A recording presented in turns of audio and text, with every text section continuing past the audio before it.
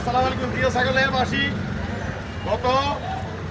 গত কিছুদিন আগে একটি স্বার্থর একটা বিষয় নিয়ে যখন সন্ত্রাসী টিপুর সাথে সংঘাত হয়, ওই সংঘাতের প্রেক্ষিতে আমি 22 তারিখে ঢাকা যাই। আমি আপনাদেরকে অবগত করেছি।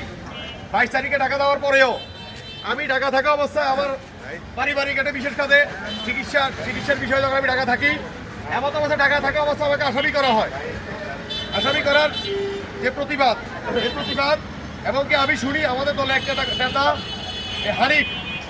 হানিফকে প্রশাসন গ্রেপ্তার করার পরে যখন দেখে যে হানিফ ওই ঘটনার সাথে কোনো সম্পৃক্ততা নাই, হানিফ বাড়িতে চলে যায়।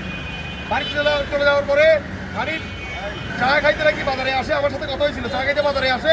এমন অবস্থায় সন্ত্রাসী তাকে অতর্কিতভাবে হামলা করে, তার মাথা রক্তাক্ত করে, বাড়ির মাথা মনে হয় কোথা থেকে মিষ্টিনে দেওয়া হয়েছে সরকারি হসপিটালে, আজকে 3 থেকে 4 দিন যাবৎ ভর্তি। তাইলে আমরা এই দেশ 24 সালে ফ্যাসিস্ট হাসিনা থেকে আমরা উদ্ধার করেছি আন্দোলন সংগ্রামের মাধ্যমে, জীবন বাজি রেখে বাক স্বাধীনতা নিশ্চিত করার জন্য, আইন শৃঙ্খলা রক্ষা করার জন্য, আইন শৃঙ্খলার ভারসাম্য নিশ্চিত করার জন্য। এখন আজকে যখন আমরা প্রতিবাদ সমাবেশের আয়োজন করেছি, এটি আমার নাগরিক অধিকার।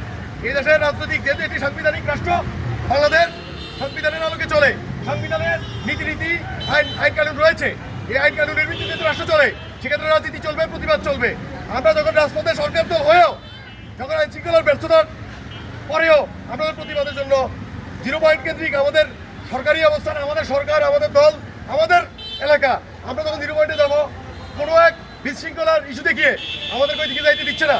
আমাদের অনেক নারীরা আসছেন, ওনাদেরকে আতঙ্কিত করা হচ্ছে। কার কারণে? কে সে এত বড় সন্ত্রাসী? আপনারা আমাদেরকে এভাবে এই যে আতঙ্কিত করছেন।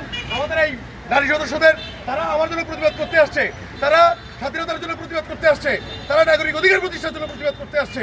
তাইলে এই যে নাগরিক অধিকার প্রতিষ্ঠার জন্য আজকে সরকার দল থেকেও বিরোধীদের অন্যায় আমরা প্রতিবাদ করতে হবে। এই কোন পরিবেশ? এটি তো তারেক রহমান এই জিনিসটি চাইনি।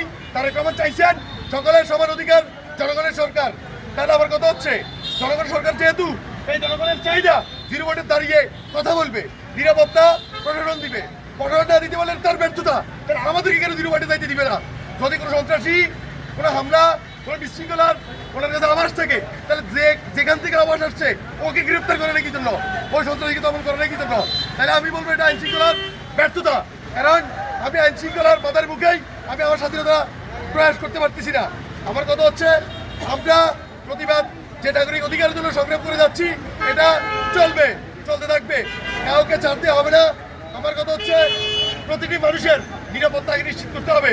যদি সরকারি আইন শৃঙ্খলা বাহিনী তাদের নিরাপত্তা, আইন শৃঙ্খলা ভারসাম্য রক্ষা করতে না পারে, আমরা নিজ হাতে যেভাবে সরকারকে পতন ঘটিয়েছি, আমরা আইন হাতে তুলে নিয়ে এবার প্রক্রিয়া করে আইন রক্ষা করবো।